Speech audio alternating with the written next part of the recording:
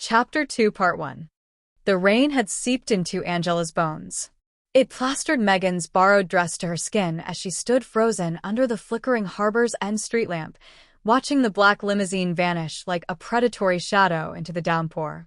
Anthony's desperate whisper, "Help me," echoed in the hollow space left by the roar of the engine, a stark counterpoint to Eleanor Moretti's glacial ultimatum. Become whatever he requires. Erase Harbor's End. Inside the salt box, the air was thick with the scent of damp wool and simmering anxiety.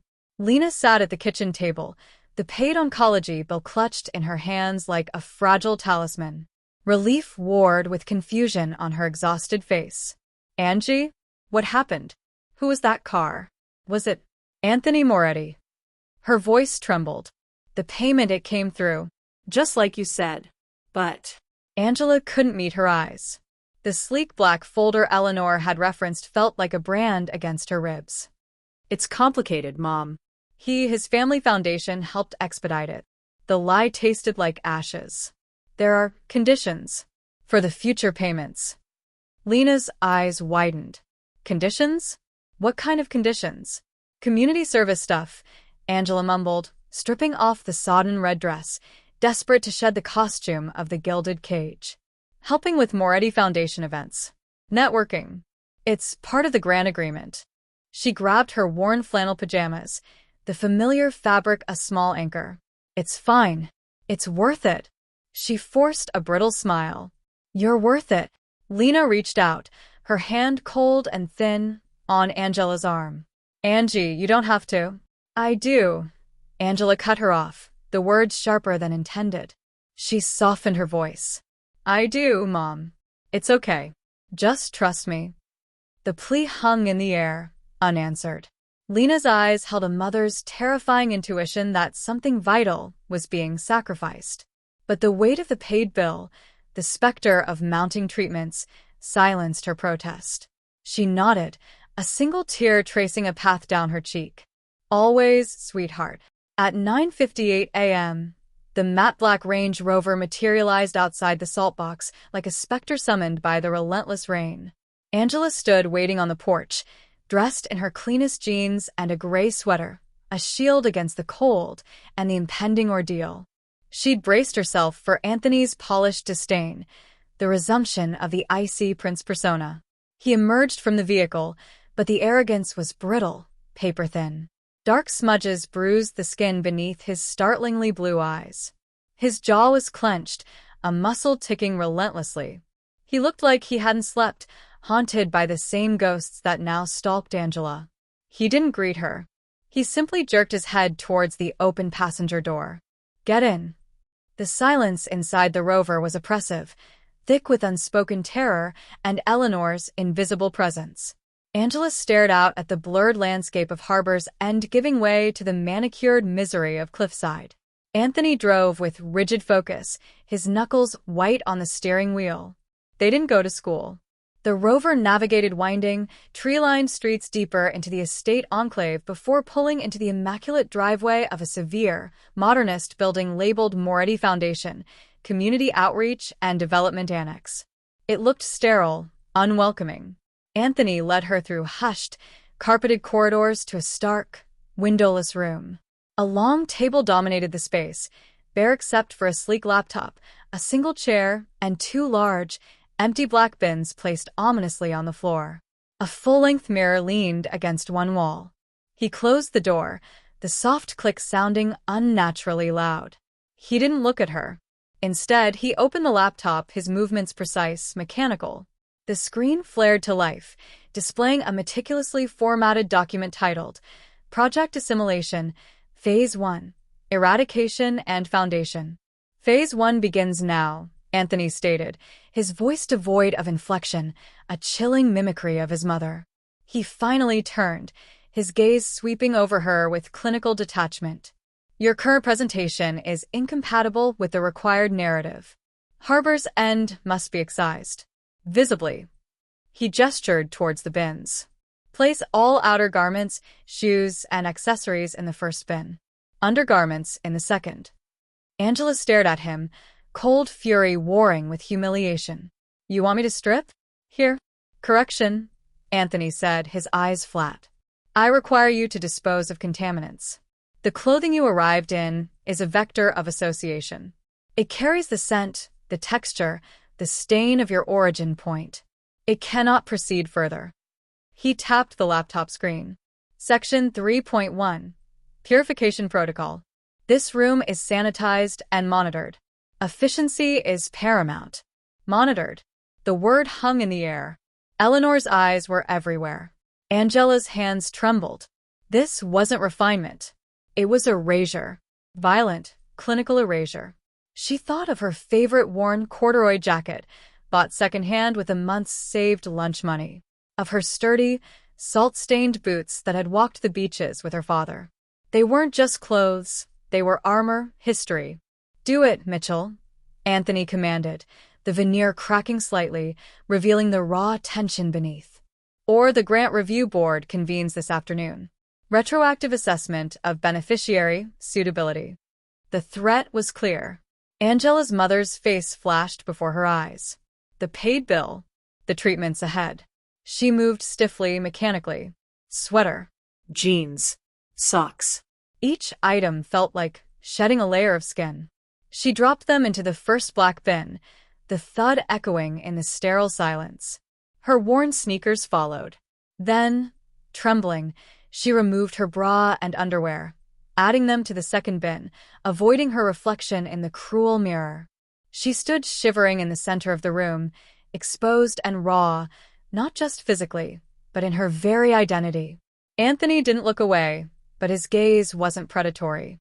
It was assessing, like a sculptor confronting flawed marble. He picked up a tablet from the table Angela hadn't noticed.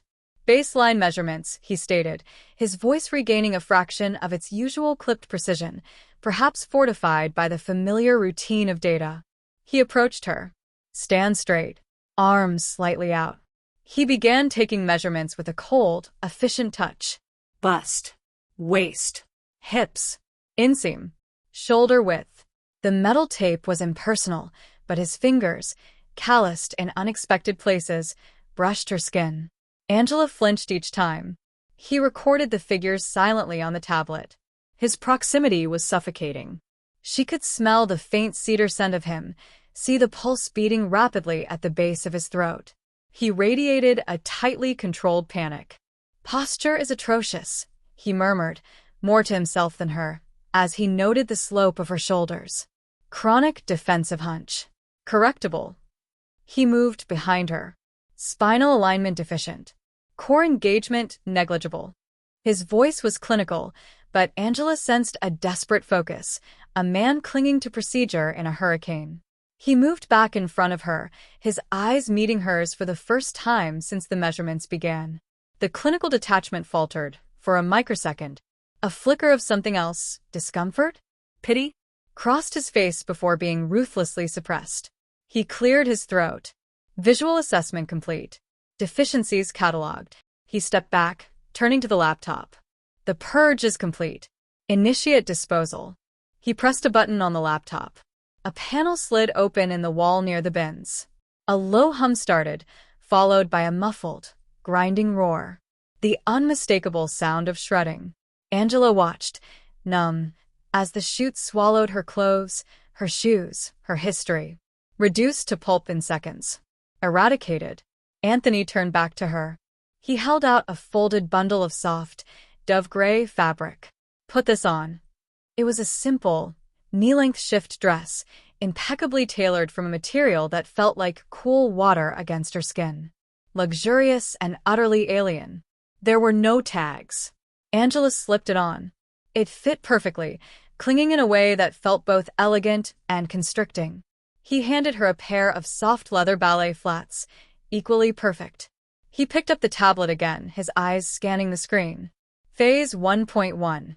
Cognitive reconditioning. He gestured towards the chair. Sit. Angela sat. He pulled up a chair opposite her, placing the tablet on the table between them.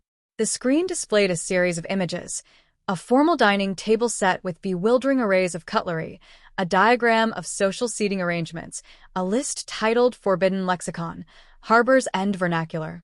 The foundation of assimilation, Anthony began, his voice regaining a semblance of his old lecturing tone, though strained at the edges, is the eradication of behavioral tells. Your speech patterns, your posture, your unconscious mannerisms, they scream harbor's end. They mark you as other, as less. This attracts attention, scrutiny, danger. His eyes flickered towards a small, discreet lens embedded near the ceiling. Lesson 1. The silent language of cutlery. Observe. He began explaining the terrifyingly complex hierarchy of forks, spoons, and knives. Angela tried to focus, but the sterile room, the shredded remnants of her life, the terrifying reality of Eleanor's omnipresence, and Anthony's own barely contained desperation pressed in on her. He pointed to a tiny fork on the screen. Oyster fork. Used only for. A sharp, insistent buzz cut him off. Anthony flinched, as if struck. He pulled his phone from his pocket, glanced at the screen, and his face went chalk white. He stood abruptly, his chair scraping loudly on the polished concrete floor. Lesson suspended. He rasped, his voice tight. Remain here. Do not move. Do not touch anything. He practically bolted from the room, leaving the tablet glowing on the table, displaying the menacing oyster fork. Angela sat frozen in the dove-gray dress, the silence roaring in her ears. Her eyes darted around the sterile cell. On the floor, partially hidden by the leg of Anthony's discarded chair, lay a small, leather-bound notebook. It must have fallen from his pocket in his haste. It wasn't the sleek tablet or the foundation documents. It was worn, soft at the edges. Familiar. It was his sketchbook. The one he'd used in detention. The one he'd torn the sketch from. The one he'd hidden from her. A forbidden temptation pulsed in the sterile air. Eleanor's eyes were everywhere. Touching it was insanity. But Anthony's terror, his whispered plea, the ghost of vulnerability she'd seen beneath the ice, it pulled her like a riptide. Slowly, heart hammering against her ribs, Angela reached down. Her fingers brushed the worn leather. She picked it up. It felt alive in her hands, heavy with secrets. She opened it. The first pages were filled with architectural sketches, precise, cold renderings of buildings, maybe Moretti developments. Then landscapes, split rock from impossible angles, storm-tossed seas, the dripping rhododendrons lining cliffside roads. Beautiful but distant. Technical. She turned another page and stopped breathing. It was her. Not the torn detention sketch. Not one sketch. Many. Her profile bent over a debate podium, brow furrowed in concentration. Her laughing with Megan in the Crestwood cafeteria, a rare moment of unguarded joy captured in quick, fluid lines. Her standing defiantly in the student council room, hands clenched at her sides. Her walking alone in the rain near the harbor, shoulders hunched against the wind. Page after page. Different angles, different moments unseen by her. Captured with astonishing detail and a raw, unsettling intensity. Not caricature. Not mockery. Fascination. Obsession. The last sketch stopped her heart. It was recent. From the gala. She stood by the window in the marble hallway, looking out at the rainy street, wearing the red dress. Liam Carter loomed nearby, his predatory stance rendered with sharp disdain. But Angela, he'd drawn her reflection in the dark glass. Her face wasn't anxious. It was resolute. Fierce.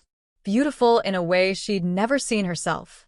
Beneath it, in small, cramped handwriting unlike his usual precise script, were 3 words. Salt. Stone. Fire? The door handle rattled. Angela slammed the sketchbook shut, thrusting it back onto the floor just as Anthony burst back into the room. His face was ashen, his breathing ragged. He looked like a man who'd stared into an abyss. He didn't glance at the sketchbook. His eyes, wide and frantic, locked onto Angela. The curriculum changes, he announced, his voice hoarse. Immediately. We're going to split rock.